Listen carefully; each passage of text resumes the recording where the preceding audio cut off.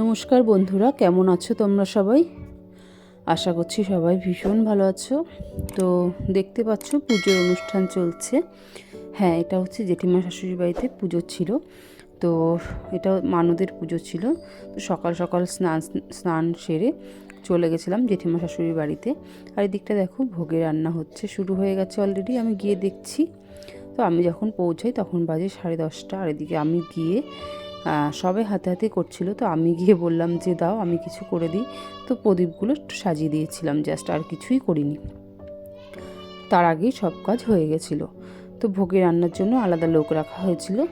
এটা হচ্ছে আমার জায়ের মা, উনি এদিকটা সমস্ত কিছুটা পুজোরগুলো জোগাড় করে দিয়েছিল।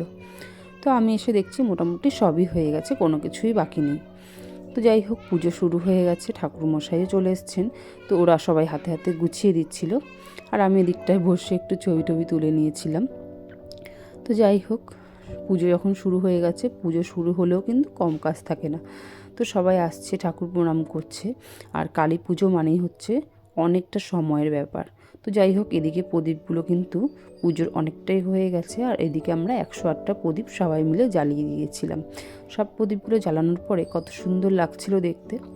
প্রদীপ জ্বালানোর পরে কিন্তু পুজো কিন্তু শেষ হয়নি, পুজো এখনও শেষ হতে অনেকটা সময় লাগবে, কারণ যজ্ঞ বাকি আছে যে।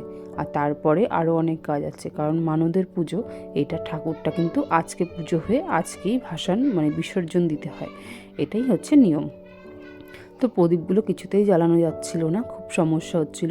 একটা জ্বলছিল, আবার কিছুটা জ্বলে বন্ধ হয়ে যাচ্ছিল। তো জ্বালিয়ে দিচ্ছিলাম এগুলোই আমরা সবাই মিলে।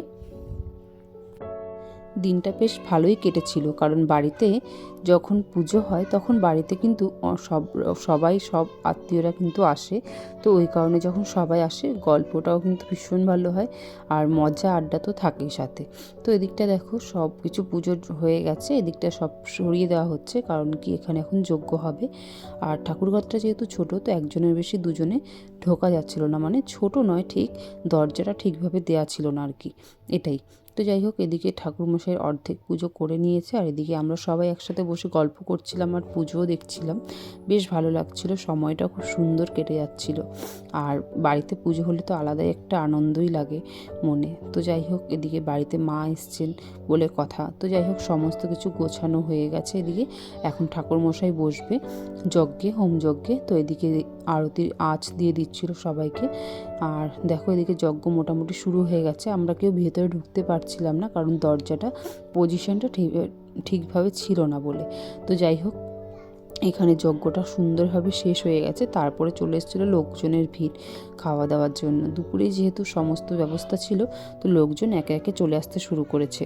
আর লোকজন চলে আসার পরে এত ভিড় হয়ে গেছে, তো সেরকমভাবে আর ভিডিও নেওয়া সম্ভব হয়ে ওঠেনি। তারপরেও আমার সেদিন ছিল শনিবার যেহেতু, সেই কারণে আমার মেয়ের ছিল নাচের ক্লাস, তো সমস্ত ভিডিওটা করা হয়নি। পুজোটা কোনোরকম শেষ করে কোনো মতে খাওয়া দাওয়া করে আমি আর মেয়ে বেরিয়ে পড়েছিলাম মেয়ের নাচের ক্লাসের উদ্দেশ্যে। তাই ঠাকুর বিসর্জনের কোনো পর্বই আমার ভিডিও করা সম্ভব হয়ে ওঠেনি। তারপরে শরীরটাও এত ক্লান্ত লাগছিল যে পরে আমি আর যাব, সেই যাওয়াটাও হয়নি। তো যাই হোক, যতটুকু সময় ছিলাম সেই সময়টুকু আমরা ভীষণ আনন্দ করে কাটিয়েছি, সময়টা ভীষণ ভালো কাটিয়েছি।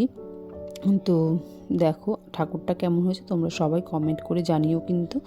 আর ভিডিওটা ভালো লাগলে অবশ্যই লাইক করতে ভুলো না। তো চলো, আজকের জন্য টাটা।